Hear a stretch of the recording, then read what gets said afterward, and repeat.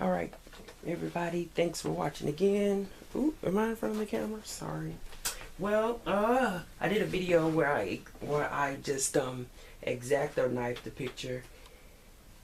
And then that was 20 minutes, so I went ahead and deleted that shit. I mean stuff. But anyway, that's my working board. Here is a blank sheet of paper that I put over this because I didn't, if there's any residue on the board. This is the screen or the scrap piece I want to work with. I just had 3 blue ones, but this is the one that I wanted in mind the whole time. And what I already X-Acto knifed him off, so I'm just gonna put him on here. And what I'm gonna do is, because it's probably too big, which is okay. That's why I like to do this, because it's you get creative with it. Is I'm going to paint another piece of Bristol board light blue, so it'll kind of be like a border effect, and then I'll just center him on there as best as I can, and we'll be good to go. In the meantime, as I said, I X-Acto knifed him off. Here's all the scraps, and that took me 20 minutes, so I'm just going to get into the coloring part. Usually when I draw the pictures, I seem to start with doing the black parts first sometimes. So the first thing we're going to do is find me a good pen to color in the glasses and the eyebrows. And they're just going to be a basic black.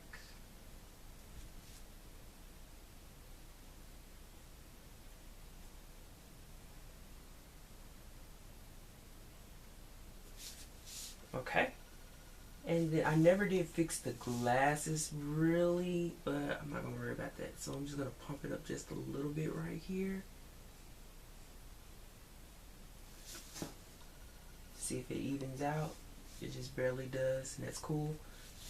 I think I need another brush though. Another pen.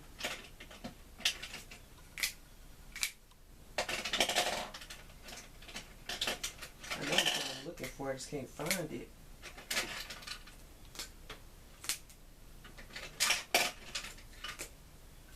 We got, there it is. Good Lord Almighty. Good Lord Almighty, I done met my maker. Silky Stackhouse.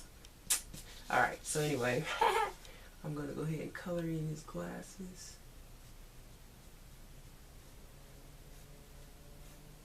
My name is Silky Stackhouse. Jason. I love True Blood, even though I didn't like this season that just went by. Like, they was doing too much. Jason, you can't go over there. No, that's not Suki's voice. Never mind. For a minute there, I wanted to color his glasses red, like Sally Jesse Raphael. But I was like, no, I'm just gonna stick with black, since I didn't even them out as much as how I wanted them to be.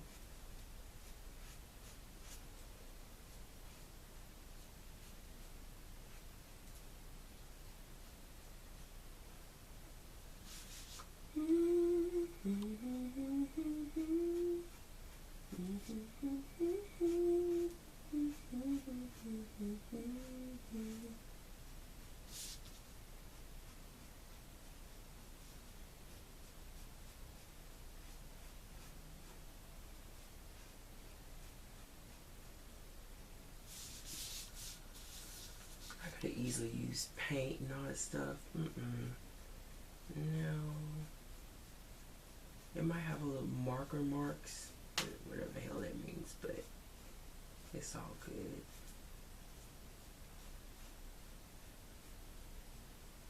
Tuxedo mask! That's what he looked like.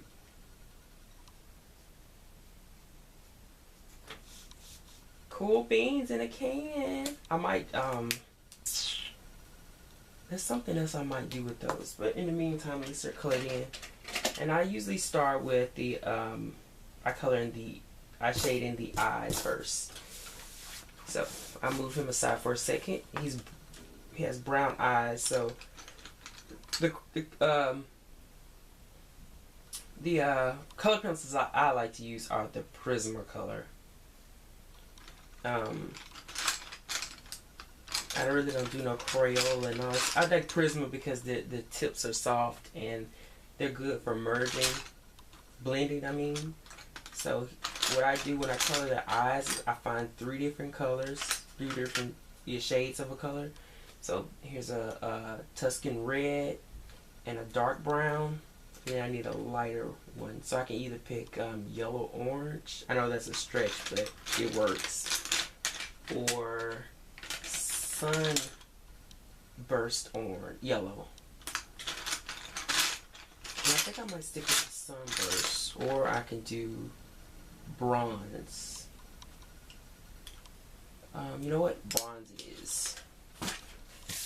So I always start with the darkest color, and there's 2 or 3 different ways that I do it. Sometimes I use the darkest color and shade down through the eye, and then the medium color, then the light. Or sometimes I go from the outer area of the eye and paint it,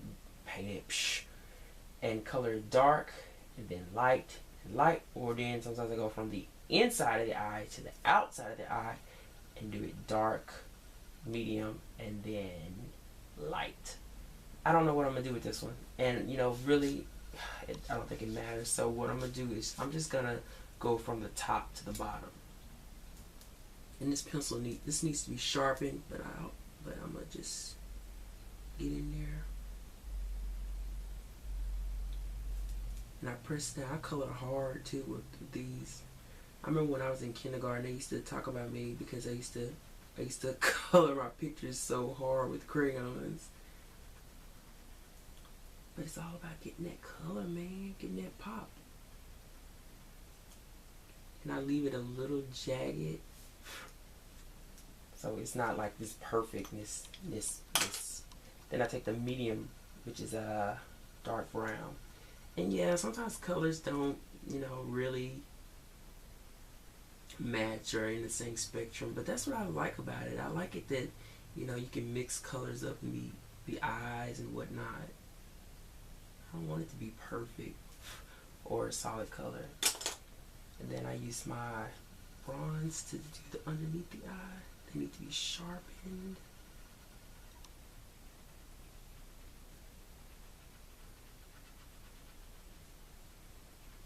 See, I'm telling you, Prisma color pencils, I can't even talk. They blend so well together. I love them. And sometimes I'll take a blending blender pen and go over it again. I don't think this really needs it though, but just for the fun of it.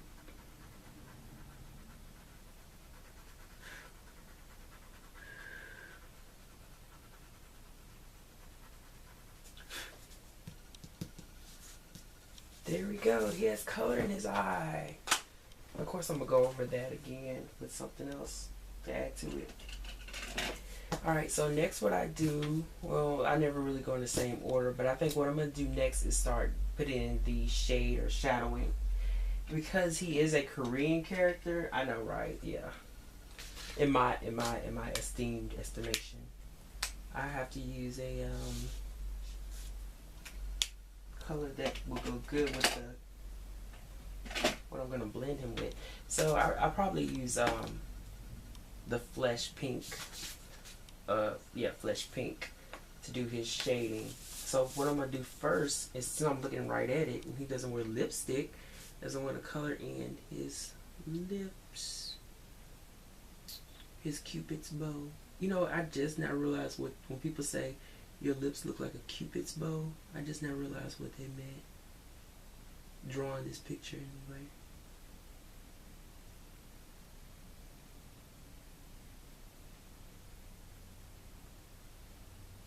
Okay, there we go. There's a little spot. And then I don't, they teach you about shading and shadowing. I don't give a damn about none of that stuff. What I do is I go where I think it should be. So the first area is gonna be his nostrils and probably underneath the eye here. And I make it just really light. Then of course the cut where his hair is.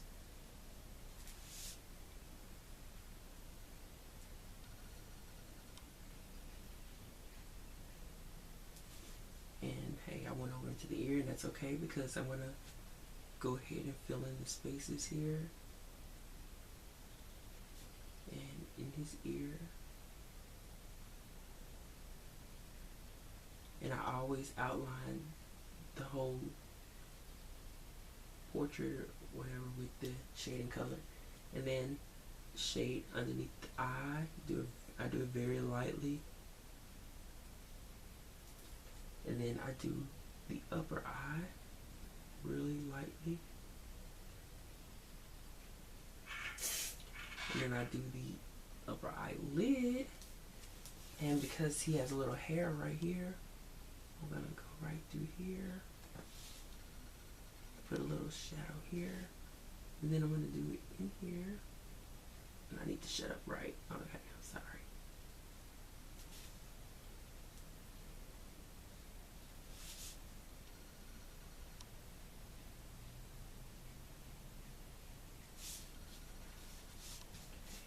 Uh-oh.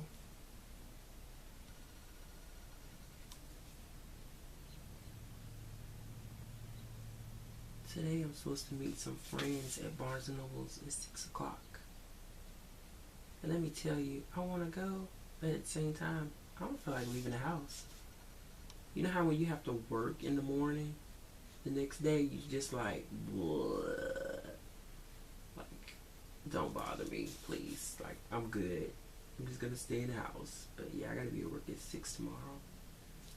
And then I'm trying, my favorite writer, or one of them, Amy Tan or Tan, she released, oh, right here I'm going across around his face. I always outline the face with the marker also. Anywho, she released The Valley of Amazement Tuesday, and I do not have it in my possession. That is like critical status right there. But I had to pay some bills, so I haven't picked it up yet. And if I go to Barnes & Noble today, I'm going to end up walking out of this store with that book. I already know it. And I'm just going to outline the hand. Hope you guys can see it. And his arm.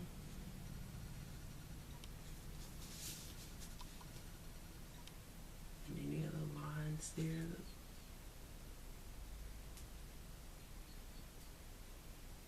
And then I give a little shading in where his fingers are here. A little bit more here. Thicken it up instead of just outlining it. Same here.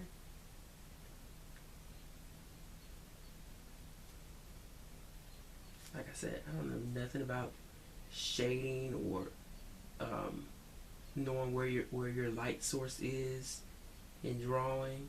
Maybe in still lifes, of course, but in this stuff, I make it up. It's not something that I aim for. I just want to make sure there's enough shading to kind of make the picture as dynamic as possible, not to make it accurate or whatnot. Okay, so let's see what else we got to get his. Well, this is where I cut his neck. And the reason I left the little scribbles is because, like I said, I want it to be dynamic. If I was to cut it off, well, you know what? Actually, it doesn't look too bad with it all. If I cut those off, let me see. If I remove these, or what if I leave them? Oh wow! I didn't think about this. Off, on. You know what? I'm gonna leave them on. I know some people disagree, but you know, I'm gonna leave them on. And that's one thing I like about drawing, is because you just, I mean, you're just sitting here and what you're producing is just, it's just out of your mind, you know? You just take what's something in your mind and you make it into something. And it's just great. I love it. Like, no one else can do what you can do in the same way. You know, no two people think alike or has the same image or vision. And that's what I like about doing this kind of stuff. It's just, it's what's in you. It's what you're expressing. I'm not thicken up the shading here.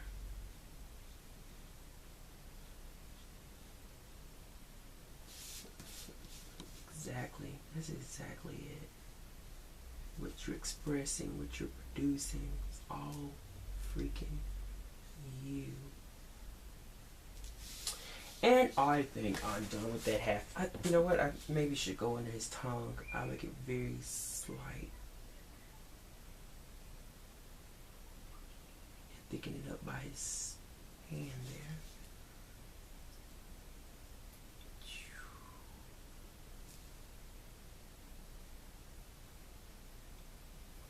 Alright, awesome sauce. Thank you guys for sticking with me. I'm doing that. I love it all freaking ready. So the next thing I do is well, there's a variety of things I can do. I think what I'm gonna do is go ahead and paint his hair. Usually I use stuff like watercolor when I do hair. I do a base color. Here's my little watercolor palette here. I have several of them, but I gotta figure out which one is gonna work for me, for him. But what I do is I get a base color. So he's a brunette, so I'm gonna base it off a single brown color, and then that's when later, once it dries, is when I add all the details to it. So I think I'm gonna get this one right here. And I got my pack of brushes, and I'm gonna go ahead and get this one here, which is a 5/8. And then I got my water and I got my paper towel over here. So I hope you guys can see it. I really wish I had one. You know what? I forgot this damn camera has one of those things where you can turn it around and see what you're looking at. Excuse me a moment. There we go. I can see it now. Why didn't nobody tell me? Jesus Christ. I wish somebody told me this. I forgot all about that. And I was bitching the whole time. But anyway, I got my water too. Now the trick is to focus on doing the picture, not looking at the damn camera. How many minutes is am I in? 18? Okay, so it'll be 2 parts.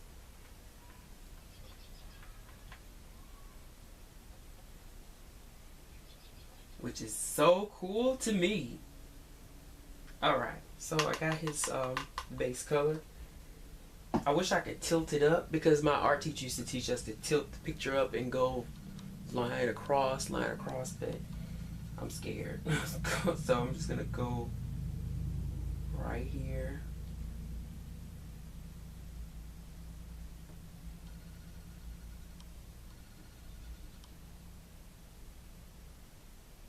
Just apply it.